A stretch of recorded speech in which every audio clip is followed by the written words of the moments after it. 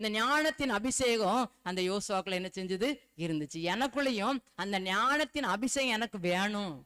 இந்த ஞானம் இருக்கு, படிப்பு இருக்கு, அறிவு இருக்கு, ஞானம் இருக்கு, உலக அறிவு இருக்கு, புத்தக அறிவு இருக்கு. ஆனா அதை செயலாற்றக்கூடிய ஞானத்தின் ஆவி எனக்கு இல்ல, அந்த ஞானத்தின் அபிஷேகம் எனக்குள்ள இல்லைன்னு சொல்லி நம்ம ஆண்டவர்கிட்ட கேட்டோம்னா நிச்சயமாகவே அந்த அபிஷேகத்தோடு நம்ம அந்த இடத்த விட்டு என்ன செய்வார் ஆண்டவர் அனுப்ப.